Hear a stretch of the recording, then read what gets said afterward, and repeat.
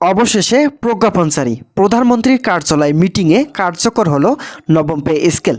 কমিশনের রিপোর্ট সংশোধন করে 1:5 অনুপাতে নির্ধারণ। তারেক রহমান এ বিষয়ে যা বললেন।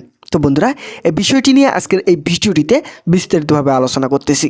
বিস্তারিত আলোচনা করার পূর্বে এখন পর্যন্ত যারা আমাদের এই চ্যানেলে নতুন সদস্য রয়েছেন তাদেরকে চ্যানেলটি সাবস্ক্রাইব করে পাশে থাকার বেল আইকনটি অল করে দেওয়ার জন্য অনুরোধ রইল। তো বন্ধুরা, তারেক রহমান আজ পে কমিশনকে তার কার্যালয়ে ডেকেছেন। পে কমিশনের 25 সদস্য বৈঠকে উপস্থিত থাকায় গ্যাজেট প্রকাশ সম্পর্কে ব্যাপক ইতিবাচক তথ্য উঠে এসেছে। বৈঠকে উপস্থিত আমির খসরু স্পষ্ট ভাষায় বলেন, নবনির্বাচিত সরকারের ভাবমূর্তি রক্ষাতে অবশ্যই নবম জাতীয় বেতন স্কেল বাস্তবায়ন করা প্রয়োজন।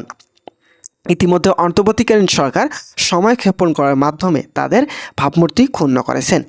তবে নির্বাচিত সরকার ক্ষমতায় আসার পরেই গ্যাজেট প্রকাশে প্রতিশ্রুতি দেওয়ার আর নতুনভাবে কোনো জরুরি বৈঠকের সিদ্ধান্তে প্রয়োজন নেই বলে মন্তব্য করেন সংশ্লিষ্টরা, কর্তৃপক্ষ ও অর্থমন্ত্রী আমির খসরু। তিনি আরও বলেন, সরকারি চাকরিজীবীরা হচ্ছেন দেশের সম্পদ, তাই তাদের সকল ধরনের দাবি দেওয়া পূরণ করা না হলে অর্থনৈতিকভাবে তারা ভেঙে পড়বেন।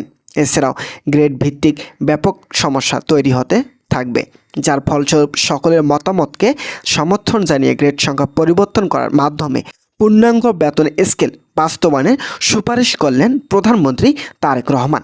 তো বন্ধুরা, ভিডিওটি চলাকালীন সময় এখন পর্যন্ত যারা আমাদের এই চ্যানেলে নতুন সদস্য রয়েছেন তাদেরকে চ্যানেলটি সাবস্ক্রাইব করে পাশে থাকার বেল আইকনটি অল করে রাখার জন্য অনুরোধ রইল। তো বন্ধুরা, তারেক রহমান বলেন, আমরা কোনোভাবেই কর্মচারীদের আর্থিক সমস্যা তৈরি করব না।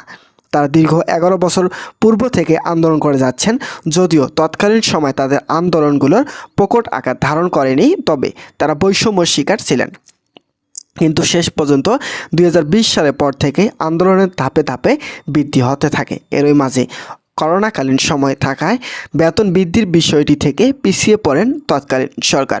কিন্তু অন্তর্বর্তীকালীন সরকার ক্ষমতায় আসার পর থেকে এই বিষয়টি নিয়ে পরবর্তীতে জটিল সমস্যার সৃষ্টি হলে অন্তর্বর্তী সময়ে পে কমিশন গঠন সহ গ্যাজেট প্রকাশে প্রতিশ্রুতি দিয়েছেন সংশ্লিষ্ট মহল। তো বন্ধুরা, প্রধানমন্ত্রী আজ জরুরি বৈঠকে অর্থনীতিবিদরা বলেন, যদি অনুপাত আকারে বেতন বৃদ্ধি করা না হয় তাহলে বেতন বৃদ্ধিতে নতুন সার্থকতা ফিরে আসবে না, বরং কর্মচারীরা আগের তুলনায় আরও বেশি হারে বৈষম্যের শিকার হবেন। তাই তাদের বৈষম্য থেকে রেহাই পেতে হলে অবশ্যই নবম জাতীয় বেতন স্কেল কার্যকরকে পূর্ণাঙ্গ রূপে বাস্তবায়ন করাই হবে পে কমিশন ও অর্থ মন্ত্রণালয় সহ প্রধানমন্ত্রীর সার্থকতা। সংশ্লিষ্ট কর্তৃপক্ষের একটি সূত্র জানায়, বাংলাদেশ সরকারি চাকরিজীবীদের আর্থিক গতি ফেরাতে পারে অর্থ মন্ত্রণালয়ের কর্তৃপক্ষ। কেননা দেশের অর্থনীতির উন্নয়নের চাবিকাঠি থাকে অর্থ মন্ত্রণালয়ের হাতে। তারা যদি বাজেট সংশোধন করেন এবং বাজেট অনুযায়ী পে কমিশনকে যথাযথ বরাদ্দের হিসাব বুঝিয়ে দেন, তাহলে পূর্ণাঙ্গ বেতন স্কেল বাস্তবায়ন হবে খুব দ্রুত সময়ের মধ্যেই। নাম অপ্রকাশিত রাখার শর্তে পে কমিশনের একজন সদস্য বলেন, আমরা অন্তর্বর্তীকালীন সরকারের সময়কাল থেকেই বেতন বৃদ্ধির জন্য তৎপরতা চালিয়েছিলাম। আমাদের সিদ্ধান্তগুলো ছিল সরকারি কর্মচারীদের অর্থনৈতিক গতি প্রবল আকারে ফিরিয়ে আনা। তবে শেষ পর্যন্ত তৎকালীন সরকার রাজনৈতিক বিভিন্ন জটিলতার কারণে গ্যাজেট প্রকাশ করতে ব্যর্থতার প্রমাণ দিয়েছেন।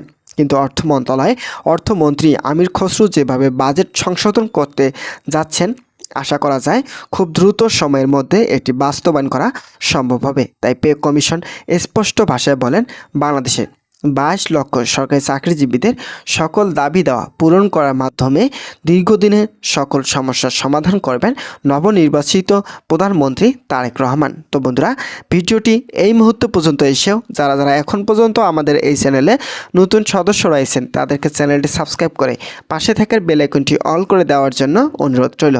তো বন্ধুরা, প্রধানমন্ত্রী তারেক রহমানের সিদ্ধান্ত মোতাবেক পূর্বের রিপোর্ট সরাসরি বাতিল করতে হবে, কেননা সেখানে অনুপাত আকারে বেতন বৃদ্ধি না করায় কর্মচারীদের মাঝে আবারও দেখা দিচ্ছে বৈষম্য। এই রিপোর্টে কর্মকর্তাদের মূল বেসিক 1,60,000 টাকা নির্ধারণ করা হলেও কর্মচারীদের জন্য থাকছে মাত্র 20,000 টাকা। এখানে যে হারে বৈষম্য সৃষ্টি হয়েছে তা অত্যন্ত নিম্নমানের ও কর্মচারীদের অর্থনৈতিক সমস্যা প্রকট আকার ধারণ করতে যথেষ্ট ভূমিকা রাখবে।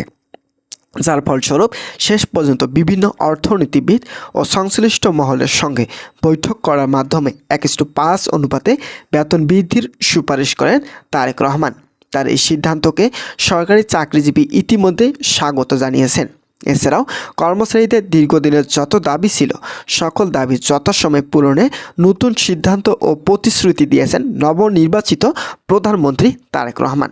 অর্থমন্ত্রী বলেন, পে কমিশন ও প্রধানমন্ত্রী যেভাবে দায়িত্ব নিচ্ছেন আশা করা যাচ্ছে আমাদের সংশোধনীয় বাজেটে গ্যাজেট প্রকাশ করা সম্ভব হবে, কেননা দেশের অর্থনৈতিক শক্তি বৃদ্ধি করতে কর্মচারীদের ভূমিকাকে যথাযথভাবে উল্লেখ করেছেন প্রধানমন্ত্রী তারেক রহমান।